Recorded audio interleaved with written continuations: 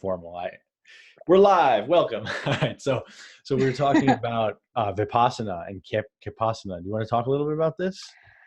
Yeah, so I've been so focused about working on the physical plane since I've been a physician, and really that's largely what we're taught in medical school is like, how do you optimize or improve health um, physically? Like that's been my main mission. And then in medical school, we learn to diagnose and treat physical diseases, right? And the mind-body connection is largely ignored by mainstream medicine. And yet we're energetic beings, right? We are literally electromagnetic beings. And so much of our experiences is dictated by the way we feel. And so many people are living lives that are, in my opinion, fairly disembodied, where they're actually completely disconnected from the way that they think and the way that they feel. And I was one of those people. And arguably, like 3 years ago, I knew that there needed to be some sort of shift, but I didn't really know what it needed to be. And so I was very fortunate. I was thinking to myself, okay, I know that I need to sit. I know that I need to meditate. I tried doing my friend Jeffrey Martin's course called the Finder's Course, which I highly recommend, but I lost my discipline in the course because I just got distracted by work and everything else that I needed to do, Burning Man. And so I didn't complete it, but I noticed a dramatic improvement when I was doing the course. And then I just found myself dropping off because I just, again, got distracted. So I knew this year that I needed more mindfulness. I needed to calm my energy. It was feeling really scattered. And I kind of called into my life at the Esalen Institute. There was a psychedelics conference, and I got to go to this conference last minute. And I called at that conference. I basically was like, everyone, I think that psychedelics as medicine is really important, but I think the next evolution of this like movement is actually, how do we get to these same states of consciousness without drugs? And everyone was like, whoa, what is she talking about? And I was like, I think that it's possible. The question is how. And the truth is that humans have been doing this for thousands of years. Meditation is not a new thing, but it was fairly new to me in terms of like this concept of a Vipassana, right? Like I'd heard about it, I was curious about it, I'd meditated, but I'd never really given it the kind of discipline that Vipassana requires, which is essentially 12 hours meditation a day. And I said to myself, well, I really want enlightenment, but I really want to go to a Vipassana that's half as hard, that's in a beautiful location, that has great food, that's really comfortable, and ideally located in a health palace. And I was like, okay, universe, I want that. And I ended up getting invited by my friend, Gabriella, to this thing called Kipassana, which I laughed at the name. I was like, Kipassana, that sounds ridiculous. Like, and she's like, no, it's awesome. Like, you meditate, it's like half as hard as a Vipassana. You only meditate 5 hours a day, and the locations are stunning. And there's like all these health benefits, and there's like steam rooms and cold plunge and all sorts of like, and the other one's held in a nature preserve in Maui. And and she's like, oh, and the food's amazing. And I was like, you gotta be joking. And this was like only a couple months after I called into my life. Like I was like, I need this thing to exist. And when I arrived to the location, I was like, this is insane. I was like, this is literally exactly what I've been looking for. And so at that retreat, I was able to kind of validate my hypothesis that you could actually induce similar states of psychedelic consciousness shifts without any drugs. And so I was able to, like, I was reading a book on ecstasy at the time, and I was like, wow, what if I can actually feel what it feels like to be on this drug without having to take this drug? And so I started meditating, and oh, my mom's home. Hey mom, I'm on a podcast. Hey guys, I'm in Peoria visiting family for Thanksgiving. Anyway, so I don't live with my parents. Ecstasy. Let's continue. Right. Yeah, this is great. She's not going to be stoked. But I'm already on her turf, and it's already annoying her for me to be here. But yeah, so like I basically got this amazing experience, and also was forced to sit still for the first time ever. And in that experience, I was really astonished at how much our minds are running these just background noise of our voice over and over again, and these interactions with people, and these, unexpressed experiences and feelings that just frankly cause us a lot of disease and a lot of disorder. And so it became really clear to me that meditation is one path to helping better develop discipline of our thoughts so that we can generate the kind of feelings that we want to live in and be in. Yeah, beautiful. I did a couple of Vipassanas, and I mean, I was in a very dark place when I did them. But what I did realize is that we're all crazy. Like I literally was put in front. I saw my mind in a mirror and was like, I'm literally crazy. I'm like making up stories about this person who I have no idea anything about them. And I've convinced myself that they're a bad person, that they did this and that they steal, and that that person's probably cheating on her boyfriend, and that this person has a crush on me and I have a crush on this person. And it's like, I didn't meet any of them or talk to any of them. I didn't even, and at my Vipassana, we didn't even do eye contact, right? Like we weren't even allowed to look at someone. And I just realized the stories that we go into, right? So I was doing 10 hours a day, but if I'm honest, I sat out for a couple of the sessions each day because it was just too intense for me. Yeah. But I like this sort of high end half meditation. That's Okay, the craziest thing about it is that the guy who runs them literally gives away all of his income to his own nonprofit so that he can run these, which is crazy because first of all, it's such a gift to just receive like this experience. But second of all, it's like, what a cool way to handle taxes, you know? yeah, yeah, Like, and it's not the first person I've met that literally has a nonprofit where they funnel all of their income into, which I think is a really cool way that, you know, a lot of really successful people are recognizing like, what's the point of having all this abundance if you can't live a life of service, you know? yes, yes. And that's And been so, really impactful. are all of these retreats free? The They Vipassana? are currently, yeah. And Wow, they're about 25% funded by donations. wow, that's So, and I unbelievable. think it's going to continue to be, donations will continue to rise, which is really cool.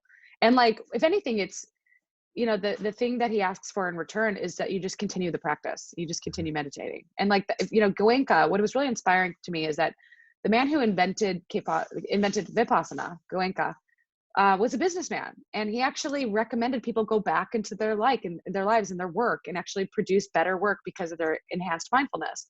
So it's not about dropping out of society. It's not about giving up your job. It's about finding clarity in the work that you do and cutting away all of the unnecessary bullshit in your life that's keeping you from actually achieving your highest good.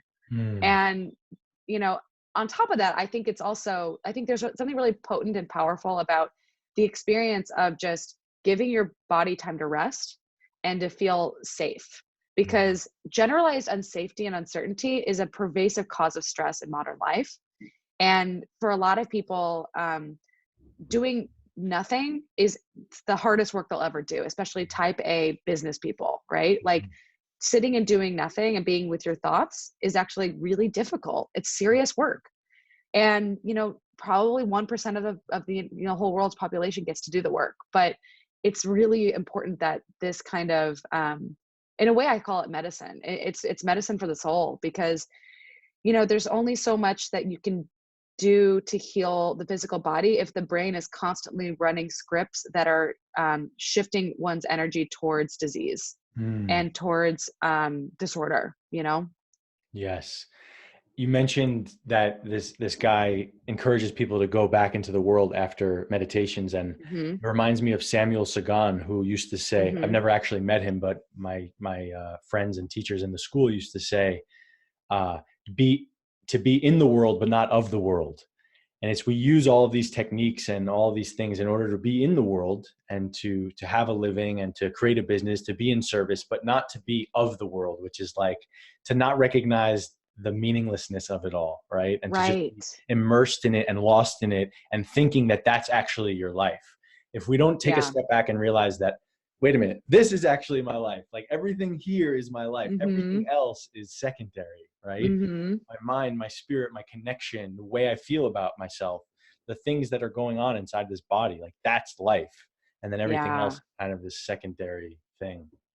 You know, it's funny thinking about how we got connected through our friend Tracy, who I Yes. just spoke to recently, who said to me, "You and Josh have the highest jing of anyone I've ever met." I was like, that is so cool to hear that from her. You know, it makes sense that we're in health promoting careers because, Yeah. like, you have to have a lot of jing to do what we do. Yes. But we both met through this school of meditation that is fairly obscure. And Yes. like, pretty out there, Yeah. like I don't tell a lot of people Me about, the neither. Institute because it's kind of like a secret code, and it completely shifted my existence. I was actually on, I used to take Adderall. And Mhm. when I went on that first meditation retreat, I think it was 4 years ago, maybe 4 years ago, I was able to see myself and my energy for the first time because someone told me, she was like, it's like you're on drugs. And I was like, well, I'm on Adderall and that's a drug. And so I was able to go off of that because someone had basically read my energy and said, like, you have energy that is like you're on drugs. And I was like, that is not the person I want to present to the world. That is hypocritical. That is not a health promoting human. That is a person that is struggling, frankly. And Mhm. it changed my life. So that's the thing that can come from these retreats. Like when you are forced to face the things that you don't want to see and look at, sometimes it can actually dramatically improve your existence. Yes, yes. And that's the Claire Vision School. And again, I rarely talk about it as well because it's so out there. People will look on the website and be like, first of all, it's a shitty website, but second The of all, website's hilarious. yeah, the website's horrible. They would look at it and be like, what? Entities, this, that. Yeah. But I'll just tell, in my experience, it's all real. It's all true. It shifted my life and it led me into it led me to Mirabai Devi, who actually I'm running a retreat with, who's a enlightened spiritual teacher and one Cool. of Tracy's really good friends and teachers. So Hmm. that school is pretty amazing. And Samuel was the founder of that school, who's Right. one Who's of a the most, doctor? who was a doctor, one of the most Yeah. badass like human beings to ever live, I think. Yeah. And he passed away, Oh, he but did. yeah, he passed away. Yeah. Oh I never no. met him. I met him once. Wow. Did you do a Yeah, class with I him? did. I didn't do it with him, but I definitely was there when he was there. And he was a clear presence. Yeah. Yeah. Yeah. That's awesome. Yeah.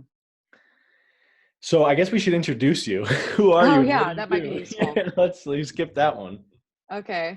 Well, where do we begin? I'm Dr. Molly, and I am currently in my hometown of Peoria, Illinois. I normally reside in San Francisco, although I'm making a bunch of life shifts right now, and I'm about to move to Maui for Q1 of 2020 to begin a new chapter, and I will likely return to the Bay because I teach a course at Stanford all about extending health span, which is the number of years we have living healthy without disease or disability, and really understanding what are the components and constituents of health from a first principles perspective. And so I also have a medical practice, and my medical practice for the last 6 years, I think, has been really designed to do two main things. One is optimize health, so measuring, modifying, improving health. And so using the same diagnostic tools that you use to understand illness, but to basically assess if someone is healthy and needs to improve. Um, Basically preventing, predicting, health problems before they start, and then helping to optimize the human body. And the other thing that I do is personalized medical research. So my main interest is really mitochondria. Like I'm really particularly interested in energy, and on a molecular level, how do we create energy? How do we use that energy to, achieve our highest potential? Really, I'm interested in like the integration of the molecular and cellular with the, psycho-spiritual. That's kind of this next chapter, is figuring out how do all of these things relate.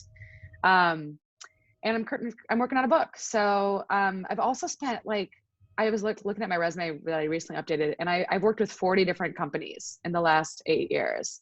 So I've worked with biotechnology companies, digital health, wearable tech, food tech, supplements, you name it. I mean, I have worked as a consultant or an advisor to a lot of companies. And so it's been a very fascinating, multifaceted career for sure. That's amazing. Yeah. Really amazing. What do you think about deuterium depletion? Have you dove into that at all? I am super interested in it Really? because I think it might be part of the reason why people are improving on higher fat diets. Hmm. It seems like a higher fat, more Paleolithic style diet does reduce deuterium production in cells. It's unclear if deuterium depleted water is actually going to be a health breakthrough. Although I know a doctor working on providing this through a Is company. that I don't Laszlo know. or who's that? I gotta think of his name. Uh-huh. And I have to actually, I need to reconnect with him Uh-huh. because I worked with him in another company. It's not Dr. Q, is it? No, I think Oh, there's a bunch of people working on yeah. this, but it's very curious. I'm really interested in, you know, the essentially we take food and we digest it, right? And then we take it apart in our gut. And so our gut really does matter. Like our microbiome and our gut health is super paramount because it's the first entry point of fuel into the body. So if that's all screwed up, you're never going to have a healthy metabolism, right? That being said, the microbiome has been the major focus of health for the last few years. And I think there's a real big shift moving into mitochondrial health as an interest because we take these substrates, these molecules that our food is broken down into, they enter the cell, they get into the mitochondria, and they basically help charge the mitochondrial membrane and create this electrochemical gradient that essentially creates capacitors, which is essentially capacitance or capacity. So if you think about having energy, what does it enable you to do? It gives you the capacity to do work, it gives you the capacity to um, you know, create genetic expression, to repair errors in the genome, to produce new molecules. You need energy to run a body. Just like a house that's lost power starts to get infected with like mice, or even criminals come break into a house that has no power. That happens in like in Mill Valley, that's lost power and these power outages. All sorts of break-ins happen. The same thing can happen to the body. If you have a low power state, low energy state, then the body is more susceptible to disease, especially infections, especially intracellular infections, which can frankly evade the immune response. And so I've been really fascinated by chronic fatigue and figuring out how do you take a person who's got no energy and actually bring their energy levels back up. And so the mitochondria are really this site and this location of energy production. And they also are the site of energy direction. So they determine where the energy goes. And fundamentally, our bodies are designed for evolutionary fitness, which means they want you to survive first and then reproduce second. And as part of survival, the first thing you got to do is make sure you got enough fuel. So we are evolutionarily designed to consume diets that do not resemble modern diets. We are not adapted to refined carbohydrates or sugar. What We're about also not. veganism, like fruits? I think fruits are fine. I mean, Uh-huh. we co-evolved with fruit trees, right? Like Mhm. people lived on the savannah. I don't think we were fruitarians. I think Mhm. I'm actually reading this amazing book right now called it's not even available yet, but it's by this guy James Clement, and I literally today read chapter 6, which is all about how we evolved with food and like looking at archaeological evidence to understand what is the right diet for humanity. And if you just look at the way that we've reintroduced certain things that we know cause disease, like alcohol, like refined carbohydrates, like factory farmed animal meats and excessive amounts of them filled with all sorts of petrochemicals, right? Like antibiotics and all sorts of just additives and all sorts of crap that like animals aren't supposed to be exposed to. It's not surprising we're getting sick, right? Like on the other hand, we're not supposed to be eating like we're we are likely evolutionarily adapted to different and diverse food styles, but large amounts of grain consumption doesn't seem Mhm. to fit with health, Right. you know, Yeah, yeah, of course. Yeah. unfortunately. Yeah. So I'm not a huge believer in veganism as like a widespread practice, mostly because the type of veganism that people usually consume in modern life is filled with processed foods. So you're getting all sorts of processed fake cheeses, processed meats. I mean, like we know processed meat isn't good for regular meat. So what makes us think that processed meat is good as plant meat? Mhm. Like I don't understand how we can't apply the same first principles to that. Mhm. Um, so the problem is that most people just aren't eating a whole food plant-based diet. They're eating a processed food plant-based diet. Mm. And with that, I think, we're going to see the same diseases. Um, and there's just a lot of refined carbohydrates and sugar in most vegans diets, which doesn't make it any healthier than most standard American diets. So it's really about removing the things that we know cause disease, like dairy, like refined carbs, like sugar, and large quantities of protein. Like we wouldn't have gotten to eat a ton of protein um hunting. We would have been like occasionally getting a lot of protein, but frankly the parts of the animals we would have eaten first would have been the fatty parts, and then we would have chewed and cooked the meat. And we didn't even develop fire for like few thousand years after we started hunting. So it's like, to me, it- it's actually hard to really fundamentally say what is the healthiest diet. But I think if you just remove the biggest, problems, and you're left with a diet that's, mostly plants, healthy fats, healthy carbs, tubers, berries, some fruit, nuts and seeds, and not in huge quantities, like, you usually thrive. What's your diet like? Yeah. I'll answer that in one second. I want to know if you know about Terry Walls. Do you like her Yeah. work? Do you So Terry follow her Walls, diet? I do. And I Uh-huh. actually have followed her diet a lot because Uh-huh. as someone who's suffered from celiac, it is a great diet for autoimmunity. Hmm. But the thing is that, remember, Terry Walls, she, she lives in Iowa, right? And Iowa is about meat, right? Like, it's a meat-based culture. But she also cured herself of MS. And so I think it's likely that people kind of fall on a spectrum of macronutrients, and some people thrive on a higher carb, lower fat, ratio. And I've seen plenty of vegans just like glow with health who Hmm. do this and they look great, but they're not eating a bunch of crap. They're eating the right kind of vegan diet. I've also seen vegans get tons of micronutrient deficiencies. And that's one of the biggest risks of a vegan diet, is the micronutrient deficiencies. And you see that on paper. It's not like it's Yeah. speculation. You're literally seeing it on Yeah. paper. You get low Yeah. omega-3s, you Yeah. get, there's a lot of anti-nutrients in plants designed Yeah. to keep them from being eaten, right? Like, they also need to be, they need to be prepared traditionally, which means they need to be soaked, sprouted, Pressure cooked. fermented, Yeah. or pressure cooked. And most people aren't doing that with their vegan diet. So Mhm. the problem is that, if you actually do all those things, you're expending a lot of energy to actually make your food. So you're actually tolerating all those carbs because you're moving your body to make the food, right? Mhm. People used to spend a lot of time preparing food. Now we want everything, made for us. And the thing is that these companies that are making vegan food pre-prepared, they're not necessarily preparing it traditionally, because that's a lot of time and effort and money. Mhm. So it's possible to thrive on a vegan diet. It just requires a lot of planning and forethought. On the other hand, it also may depend on where you live in the world.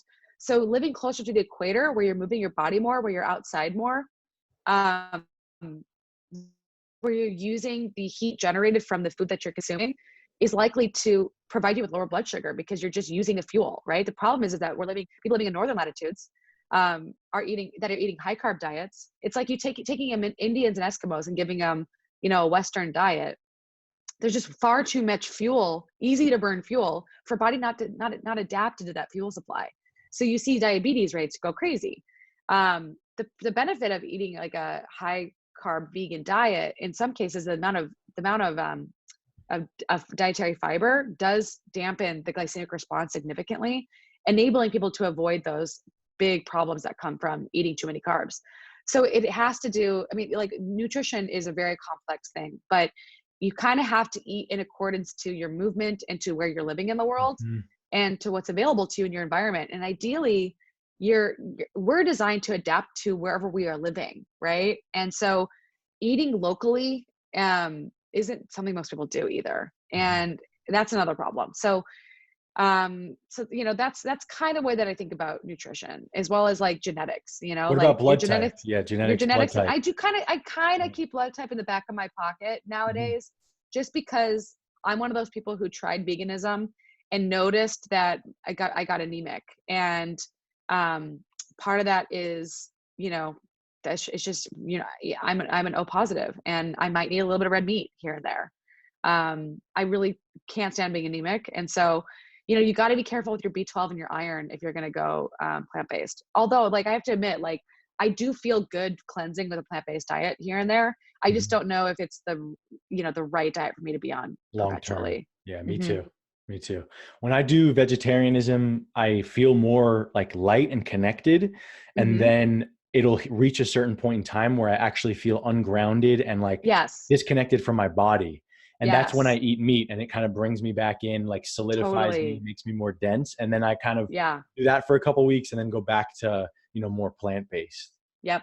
And The it's one really important thing, to listen to your yeah, body, and see what totally. it's telling you. And like, that is something I've noticed too, is plants are great. It's there's no surprise that most meditation retreats serve vegetarian vegan fare, Mhm. because it lifts the energy up, right? And then if you are looking to ground your body more, then like meat will do that. Hmm. Yes. Do you think that, like, there's a few conclusions I've made around diet, and I wonder if you've come to the same conclusions. One of them is like, no one has any idea what's right for everyone. Like, I can Hmm. never say this diet is right for every single person because there's just too much biodiversity. So I'm curious if you agree with me on that. And then I'm also curious if you agree with me that it's possible that in a certain phase of someone's life, a certain diet is right for them and then becomes wrong for them. So like Hmm. maybe someone needs to do veganism for a year or two. Maybe they need to do vegetarianism. Maybe they need to do carnivore. But I feel like we should leave it open to like phases, right? Like just Yes. because they're doing it now and it's working doesn't mean it's right forever or wrong forever, right? Yes. Does that The resonate life with you? cycle. I mean, so Yeah. think about when you're young and you're drinking mother's milk. This is filled with growth factors. This is filled with things that are designed to make you grow. Mhm. And so when you're teen, you are eating everything inside because your metabolism is just like really brisk. On the other hand, if you're a teenager and you're experiencing a lot of acne, which I did when I was a Me teenager, I too. used to get terrible acne on my back, and I was like, "What is causing this?" I'm telling you, people, it's too much dairy. It's Hmm. too much sugar. Yes. And the reason why is that you get insulin spikes and insulin like growth factor increases and adiponectin increases when you eat large amounts of dairy.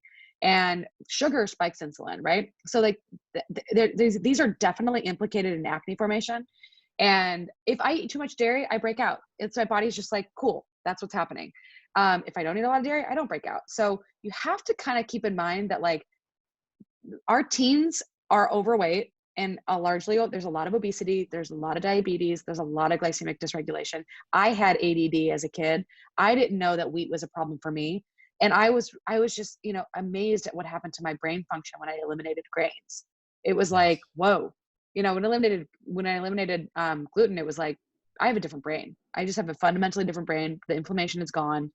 I don't have mood swings as much. I don't have as much problem with focus. I mean, I still have issues with focus, but mostly that's because the way that I live my life. Yeah. But um, however, I do feel like so when you're young, it's like it's all about growth, right, and development. And we as young people, I'm not going to prescribe fasting to a young person. Hmm. Young people do not need to fast. Young people need to eat because they are growing. You were built. It's kind of like if you're building a building. How long do you want that? You want to take that to grow? And if you look at societies that have meat in their diets and societies that have largely grain consumption, they have a dramatic difference in the height that people make, the height people get. Because if you think about it, amino acids are building blocks of a body, right? And if you're eating, if you're eating from animals, you're getting all the calcium, all the bone building materials, and you're getting, the fat to build the brain. So like, I do think that it is important to consume some animals, especially if you're young, because you need to build the building, right? You need to get adequate protein. You need to get adequate substrate to make the building grow.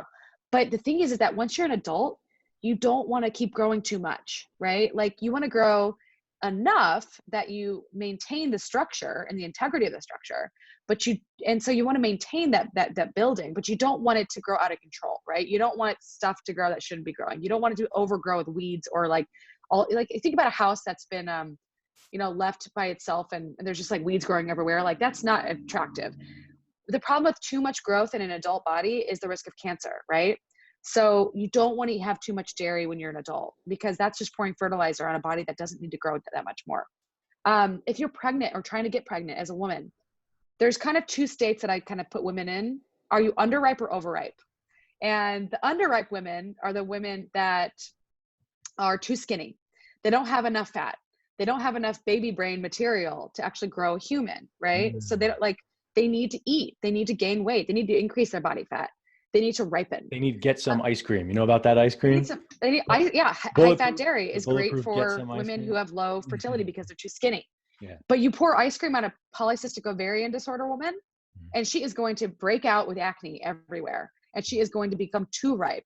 So those women have insulin resistance. They need to underripen. They need to remove the carbs, remove the high fat dairy, remove all the insulin agents in their diet, get their blood sugar down, and get their body into a healthier state, right? Because they've got too many eggs. And it's kind of like a tree that's like bearing fruit, but no one's picked the fruit. It's like all of it's rotting on the tree. On the Hmm. other hand, the smaller tree that doesn't have enough nutrients, it's like there's no fruit growing. It's like we're not that much more complicated than nature, right? And yet Hmm. it took me years to understand this, but it's like this is what I'm going to write my book about. It's all this first principles thinking about health and human development. Now let's think about aging. So you've already had babies. Your body's like, okay, cool, you did your job. Now you want to survive, right? Like you want to live. You Mhm. don't want to die. You don't want to get these chronic diseases of aging. So what do you got to do in that case? Well, you got to make sure you don't grow too much, but you got to make sure that you get enough protein so that let's say something breaks down, you can keep it maintained, right? Like my parents' fence in the backyard is like, it needs to be replaced. It's a very, expensive replacement of a new fence, but they had to bring in new materials to build that fence because it was breaking down. Well, guess what? We get sarcopenia as we get older. So our muscles break down as we get older. The structures begins to degrade. And so we have to build more protein in the diet once you hit 65 because you don't absorb as much protein and you don't, so your protein needs go up. And you also need to be really vigilant about your bones because if your bone density goes down, then you fall and you've got a very high chance of dying in 4 years. It's so important that you do not become frail. My grandmother, she's in a nursing home and she's in her 70s. And I think she just hit 80 maybe, but like she was like 10 years ago, she was a high powered stockbroker and she had or maybe one or two hips replaced and got addicted to opioids and became bedridden. And from there, she lost all of her muscle mass. And from losing her muscle mass, she broke her leg falling. And so her muscle mass went down and down. And before that, if you don't have muscle mass and you don't have good bone density, you can't maintain mobility. And mobility is life. Movement is life. So it's so important that people know that your muscles and your bones are going to waste. If you don't lift weights, if you don't feed the muscle as you get older, you're going to get sarcopenia and you're not going to be that limber 90-year-old. Like there's no reason why you have to age the way that we're aging today. Yes. People who look and feel the best when they're old are the cross country skiers, the people who have really high VO2 max, the people who move their bodies consistently. So one of my desires as I shift into a new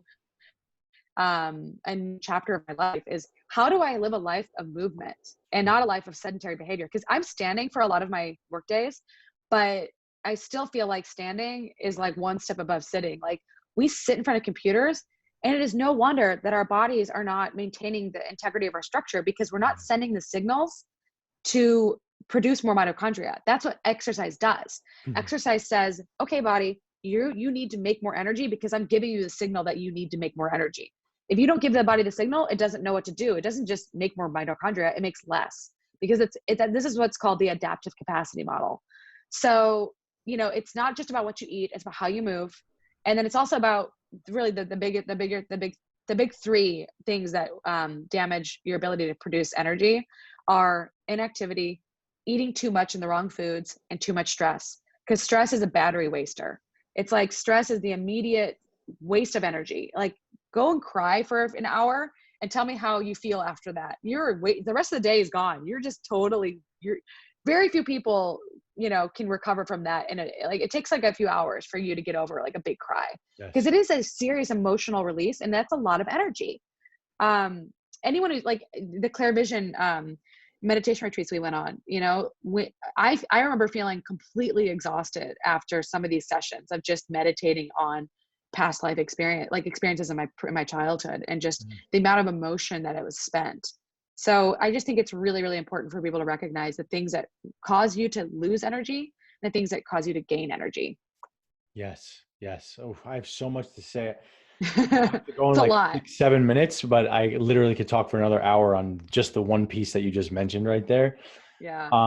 So let me comment on the most exciting pieces of that. So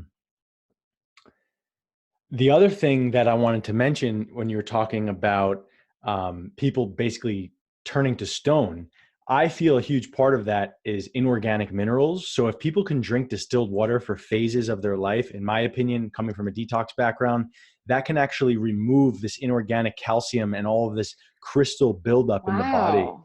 So I didn't know distilled that. water, yes, really good distilled water from an industrial distiller can remove crystals and acids and all kinds of inorganic minerals from the bones, which cause people, if you watch the way people are aging right now, they're Yeah, literally turning to stone and turning they inward. are. Like you watch Yeah, people who are they're getting older, this is calcifying. energetically what they're doing, and calcifying, literally. Mhm. So Do I you feel think like part of that is the connective tissue response to trauma and emotion? for sure, for Yeah. sure, a huge piece of that. I think it's everything. It's lack of minerals, it's the wrong Mhm. minerals, it's acids and all of the different um you know like the not the lectins but the acids like phytic acids, right? Mhm. All of that type of stuff. And I think that it's also postural and structural because we're sitting and texting, and it's just like Yeah. you just watch Yep. people get caving in and in and in as the Yeah. years go. So Yeah. that's why I'm constantly opening, because like Yeah. life is just making me want to go like this. And I I feel like I have to do know. so much work to just like constantly open, you know? Totally. Yeah. So, question for you Yeah. on water, because I've been digging really deep into like this guy, Dr. Cowan's work Yeah. on cancer and Uh-huh. water.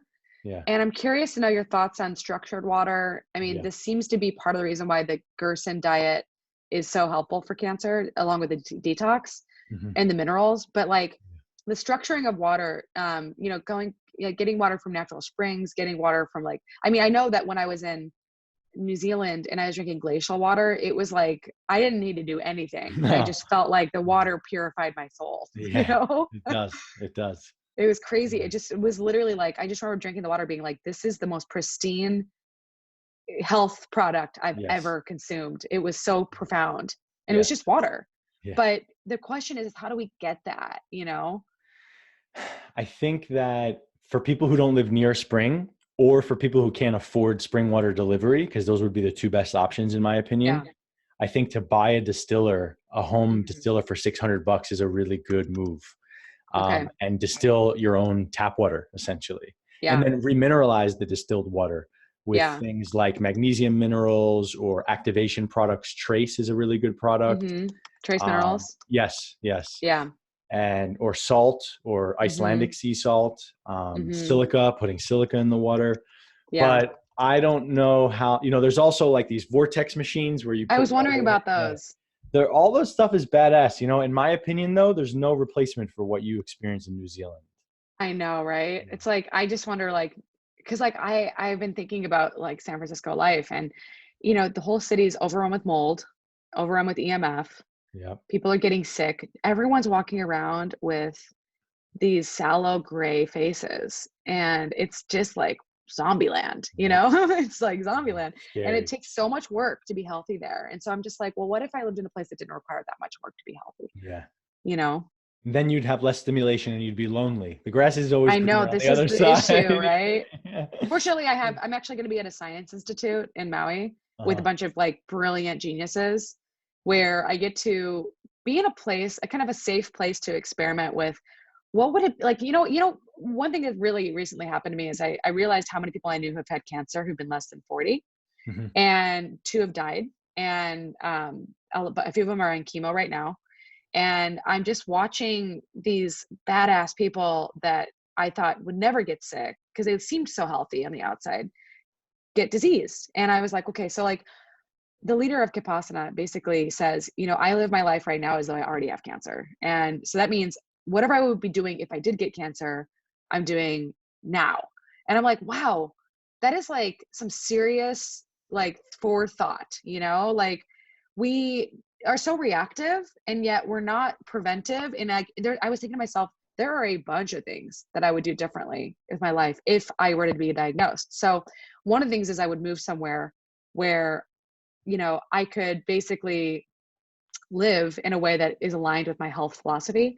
But the second thing I would do is I would also like ask myself, well, what would I work on if I could work on anything, because I had no worry, like, basically if I had no choice but Mhm. to work on stuff that really mattered, what would that be? And like sometimes you have to remove yourself from the environment you're in and all the distractions that you have in order to get that clarity. So Mhm. I'm going to Maui for this like little mini sabbatical to like get deep clarity on what is my highest contribution to humanity.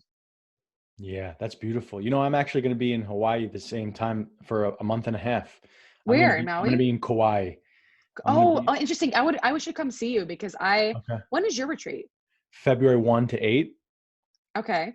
In Maybe I'll go on your retreat if I can there's get in. there's one spot left, literally one spot left. No There's way. 15 people who signed up. Yeah, there's one Oh spot my left. God. It's in Pahoa, so it's on the Big Island, at a volcanic hot In springs. Kauai?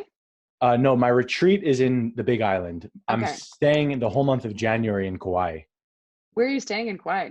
I'm staying at my friend Mirabai's house in like the Cool. beautiful, beautiful area near, I think it's near Princeville. Cool. And it's just like, she has 9 acres and horses and grass right next to the ocean. It's going to be a No paradise. way. I Yes. wonder if I can come visit for like a weekend because I've been wanting to go to Kauai. I rented a 2-bedroom house, so you can most certainly No come. Yeah, I have a way. 2-bedroom house and the whole house is mine. So you can No come. way. Yeah. Oh my God. Yeah. That would be so cool. Come. Yeah. We Cool. can do All videos right. and stuff like that. That would be actually Videos, really biohack, cool. etc. Yeah. Oh my God. I would love that. That would be so cool for Let's like do our it. mini like secret retreat where we Let's like, do it. yeah. It'd have to be after January 8th, before January 25th. So January 8th to 25 would be the perfect dates. Okay. I'm writing that down. Yep. That's crazy. Yeah. Cool. Yeah. Yeah. Oh my God. I've been dying to go to Kauai and like, isn't it weird how the universe just provides, you know? Yeah. Yeah. It just sends these signals. It's like, Totally. oh yeah, you want that here? And I'm like, yeah. Yeah. Maybe I'll come to Maui. I don't know what you got going on there, or if that is a Yeah. secret clinic that I'm not welcome at, No, but no, no, you can totally come. It's okay. a Pacific Science Institute. And you know, they're like, I'll find out if there's bedroom space, but Okay. there's a bunch of bungalows there. So there might be a spot. And Perfect. even if not, like, you know, if I have a queen size bed, I don't care sharing a bed. So it's fine. Cool. We're cool. We're Yeah. cool. Come on. It's like camping basically. You're in the middle Yeah. of nowhere. Yeah. But the retreat though that I'm doing on the 5th through the 15th is going to be in a nature preserve in McKenna, and I'm telling you, it is like probably the most beautiful spot in Maui. That's It's March, claimed right? that's in March. Yeah, I applied already. yeah. No, no, you're coming. If you want to come, you're Yeah. in. There's no Okay. question. Tell them I'm in. Yeah, I'll tell my friend Gabriella are custom curating the group. It's going to be probably 35 people, And it's going and to be then all like health nuts, right? Like health, like entrepreneurs. it's going to be people who care a lot about health and personal Beautiful. development, and then there's going to be probably 20 others. So there's like pretty close, it's pretty almost 1-to-1. So there's yin assist and there's great food, and yeah, I'm just going to text Gabrielle right now and be like, Make sure you send me the link to that, because I can post it on this YouTube video. yeah. So everyone should know that it's literally a free Vipassana. Well, the thing is that Oh, you can't just get into Vipassana anymore because he got it. changed this rule now, and it's only recommendations from people who've Got been. it.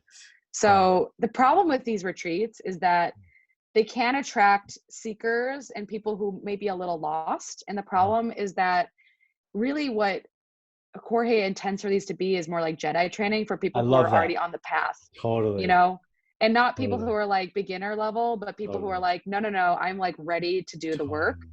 Because here's the thing, and I'm going to say this very clearly, meditation is just as powerful as psychedelic medicine. Agreed. So if you are not prepared for it, it can completely throw you off. And people do have breakdowns if they are not prepared. So it's kind of like he really wants there to be people who've been personally vetted. Just because, you know, you're occasionally going to get a weird energy of a person who just comes in because they need.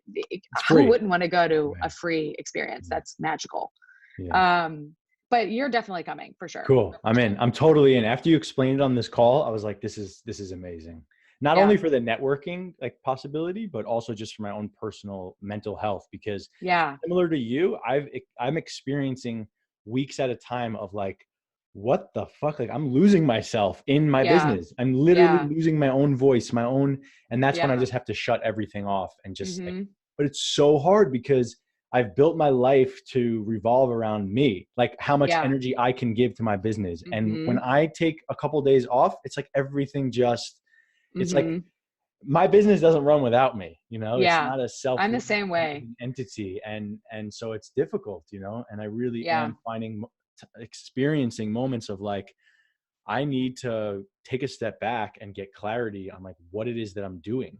Because when we have the email and the Facebook open, we're just mindlessly acting. We're just like taking care of tasks, right? Yes. And we're on this autopilot.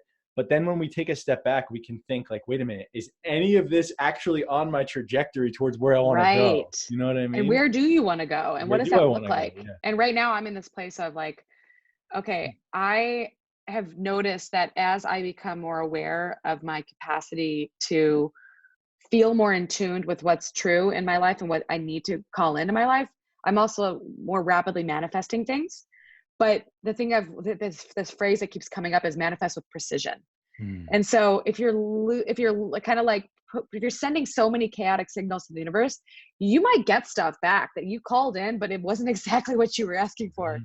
And it was like really close. And so I think, I think finding time to quiet all this outside noise and find what is the real true calling that's really going to bring me the highest good and for my own life, but also for others. Mhm. That is hard to hear when you're being pulled in every different direction by all these people who want to work with you on all these different projects. Yes. And like, just as I'm trying to take a sabbatical, I get 4 companies saying, send me your resume. I want to hire you for this medical director position. And I'm just Yeah. like, I'm not trying to do that right now, but But am I? Maybe I am. but maybe, but what if I say no? And what if I don't go pursue this? And what if I Yeah. doesn't come back? And it's like, the truth is that there's always, for someone like you or I, there will always be opportunity. Yes.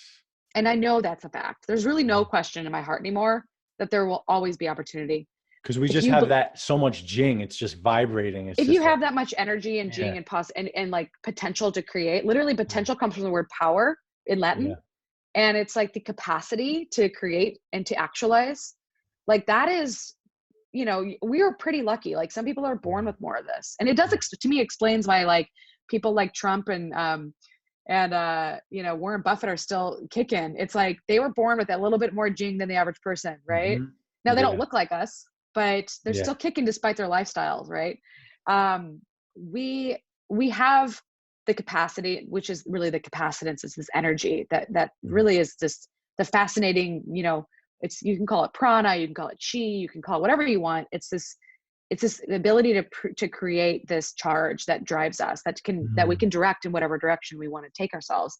But the question is where is your consciousness pushing that awareness towards? And Yes. for me, it's been like scattered light. And it's like, yes, I'm glowing and I'm bright and I'm like, I produce a lot of energy and people are like, people see me, but it's like diffracted, And so what happens if that energy becomes laser and focused?